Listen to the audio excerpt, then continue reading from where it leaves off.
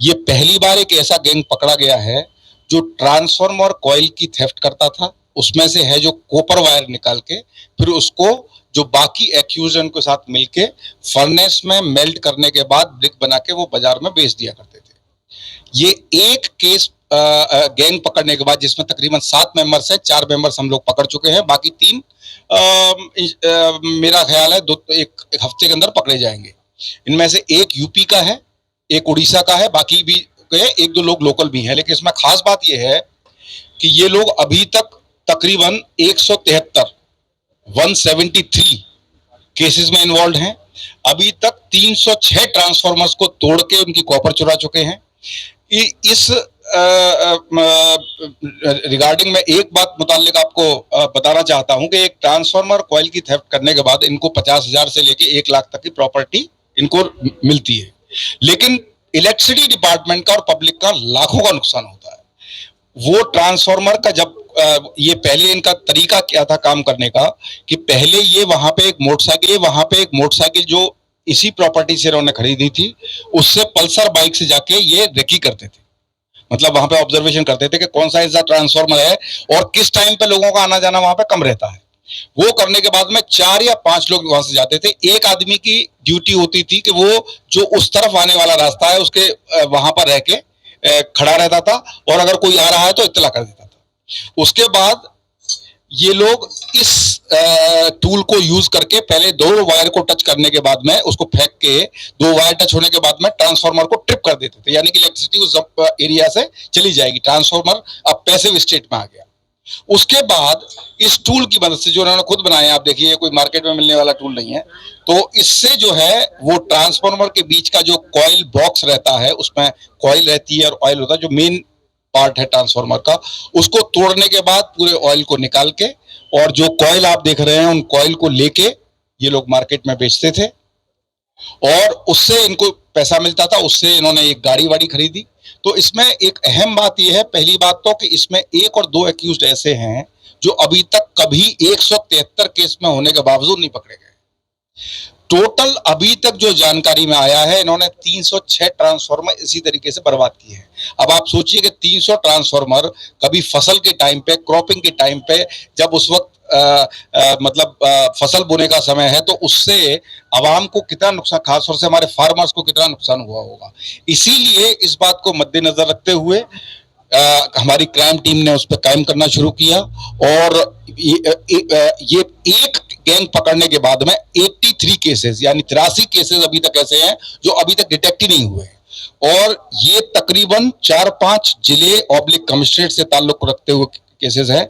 इसमें राचाकुंटा के 60 केसेस हैं। साबराबाद एरिया के जो अभी तक नजर में आए हैं वो 7 केसेस हैं, 7 केसेस। विकाराबाद जिले में ये लोग 68 केसेस 68 केसेस में हैं। संगारेड्डी में 20 केसेस में हैं। सिद्दीपेट 8 और नालगोंडा 10। तो ये इस तरीके एक अहम गैंग, ये पहली बार है कि जब एक गैंग पकड़ने के बाद में 83 केसेस एक साथ में डिटेक्ट हुए हैं और टोटल इन्वॉल्वमेंट इनका 173 केसेस में है। इसमें ये जो सहदेव था, इसकी खास ये थी कि ये थोड़ा सा टेक्निकल नो हाउ मालूम था। बाकी लोगों से साथ मिला के फिर इन्होंने ये महेश रमना रेड्डी और जयश्री, एक लेडी भी है, उनको भी मिलाया। तो इन लोगों का काम ये था कि ये ऑफेंस कमिट करने के बाद में जो भी कॉपर वायर और कॉइल मिलती थी, जो आप देख रहे हैं वहां पे, उसको ले जाके ये इन लोगों को देते थे। वो अपने फर्नेस में उसको गला के उसके ब्लॉक्स बना के मार्केट में बेच दिया करते थे। इनको 50-60 हजार 1 लाख मिलता था, लेकिन पब्लिक का बहुत नुकसान होता था। तो ये एक बहुत अहम काम, बहुत एक जो आवाम के लिए और खासतौर से हमारे फार्मर्स के लिए एक अच्छा काम क्राइम टीम ने किया है। मैं उसको क्राइम टीम को अपनी तरफ से धन्यवाद देता हूँ, शुक्रिया अदा करता हूँ और इनका एक अच्छा रिवार्ड हम लोग 9 तारीख को रिवार्ड मिला करने जा रहे हैं, उसमें किया जाएगा। और इसी तरीके से जो भी आवाम को या गवर्नमेंट को नुकसान करने वाली चीजें हैं, गवर्नमेंट डिपार्टमेंट को, उस पर खास तौर से अहम नजर रखते हुए हम आने वाले समय में भी करते रहेंगे।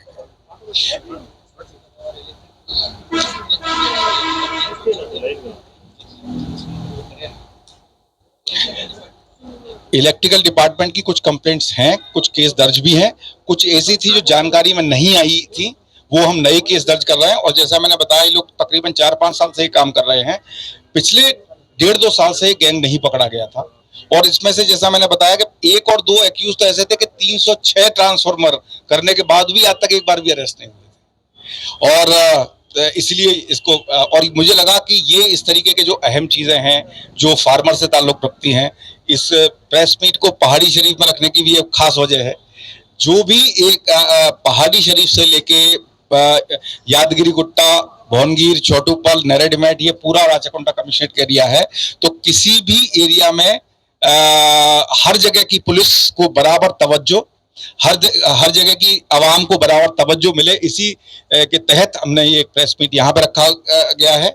और इसी के साथ में एक हम छोटा सा सिलसिला, छोटी सी पहल आवाम के लिए शुरू कर रहे हैं कि हर जोन में, जैसे नेरेडिमेट में मैंने देखा कि बहुत सारी पब्लिक पहाड़ी शरीफ से, बालापुर से आने में बहुत बेचारों को तकलीफ होती थी। तो एलबी नगर में हम कई बार बैठते हैं, हफ्ते में 1 या 2 बार, तो एलबी नगर में तो पब्लिक आ जाती थी। तो इसके तहत में महीने में 1 बार पहाड़ी शरीफ और महीने में 1 बार भोनगिर में जाके वहां पे भी बैठ के जो आसपास की पब्लिक है, आवाम है, जिनकी शिकायत बेचारे जो इतना दूर नहीं आ सकते हैं, उनकी डायरेक्ट हम शिकायत सुनने के लिए और उनको फौरी कार्रवाई करने के लिए ये एक सिलसिला जो है शुरू किया गया। शुक्रिया।